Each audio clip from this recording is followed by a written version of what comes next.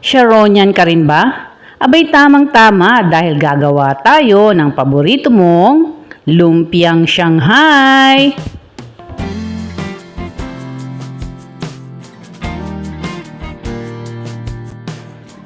Magbabalat lang tayo ng isang medium-sized carrot.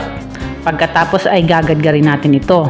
Pero kung meron kayong food processor, pwedeng pagsama-samahin nyo na lang doon lahat ng ingredients para nang sa ganun hindi kayo mahirapan.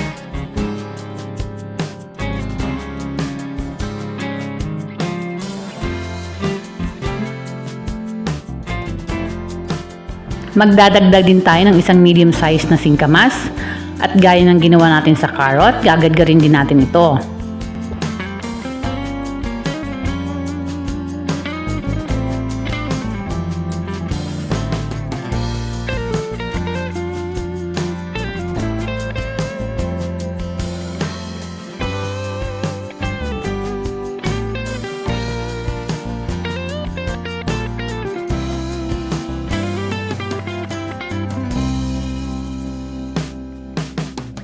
Isang medium-sized onion o sibuyas.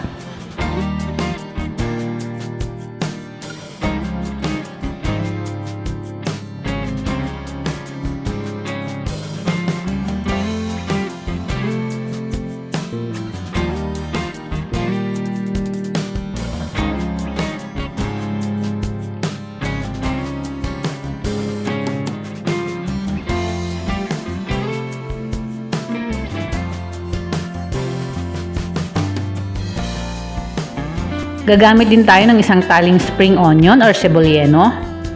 Kung meron kayong available na kinchay, pwede nyo rin itong gamitin. Dito kasi sa area namin, wala akong mahanap na kinchay.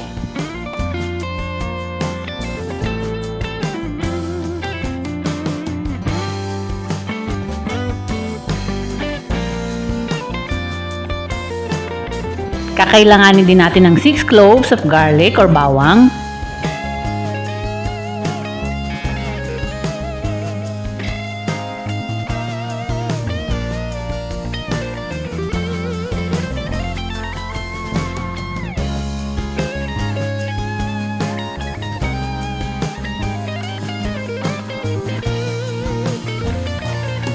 ½ kilo ground pork. Mas maganda kung 20% fats at 80% meat ang gagamitin nyo para hindi dry at mas malasa ang lumpia. 1 1/2 tablespoon sugar. Ito yung pambalanse sa timpla. 1/2 teaspoon powdered black pepper. 1 1/2 teaspoon salt. 3 tablespoons oyster sauce. Paghahalu-haluin lang natin ang lahat ng ingredients. Ang lumpiang Shanghai ay isa sa mga pagkaing madalas na nakikita natin sa mga handaang Pinoy. At isa rin ito sa mga paborito ng mga Sharonian. Kaya pwedeng-pwede nyo itong idagdag sa inyong pagkakakitaan, lalo na malapit na ang holiday season. Or if you're a working mom, pwedeng-pwede mo rin itong idagdag sa baon ng iyong mga anak. Dahil pwedeng-pwede mo itong gawin during weekend, and then ilalagay mo lang sa freezer. During weekdays, magpiprito ka na lang.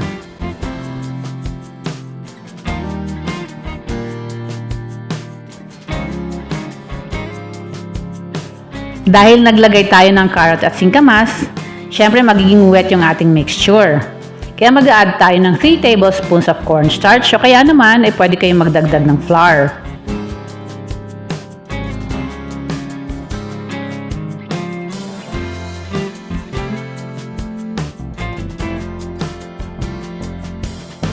Babalutin natin ito ng lumpia wrapper. Etong size na gamit ko ay medyo maliit lang. Mas malaki lang ito ng konti sa isang platito kasi ito lang yung available na wrapper sa lugar namin. Susubukan ko yung trending na paraan ng pagbabalot ng lumpia. Mas maganda ito kasi uniform yung size na magagawa natin.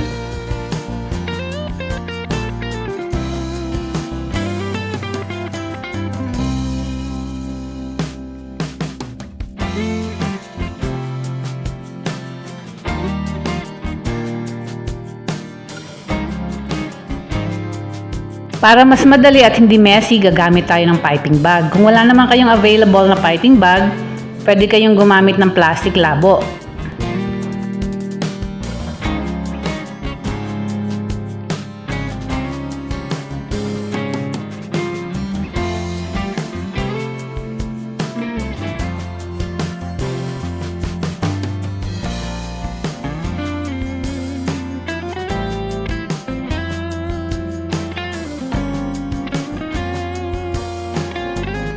Ito yung unang way na sinubukan ko, kaya lang medyo lumulusot sa dulo yung mixture.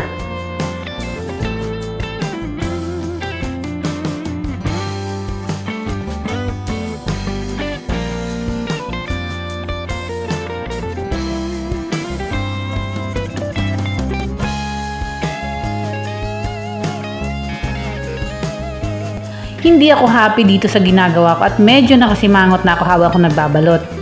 At marami na rin ako nabalot hanggang sa maisipan ko ano kaya kung dalawa yung gagamitin ko at yung gitna lang yung mag-overlap niya para medyo mahaba yung sides.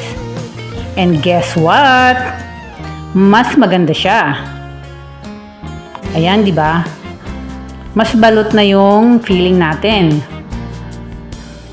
Hindi na lumulusot. So, guys, kung gagawa kayo, this is the best way. For me, ha? Kaya mga Mars, sa pagluluto pala talaga, no? You will learn along the way. Kaya subok lang ng subok hanggang sa matepo. Charis! Hanggang sa matuto, syempre.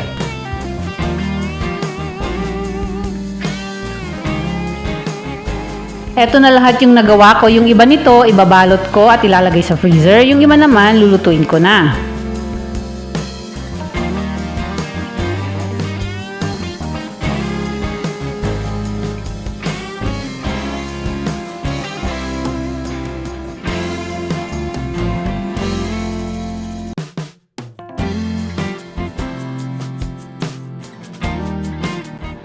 Lulutuin lang natin ito sa mahinang apoy para maluto ng maayos yung laman at hindi masunog yung lumpia wrapper.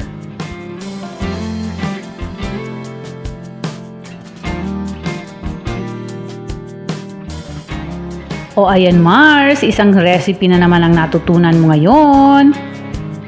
At dahil dyan, huwag mong kalimutang mag-like, mag-follow at mag-subscribe sa ating page at channel.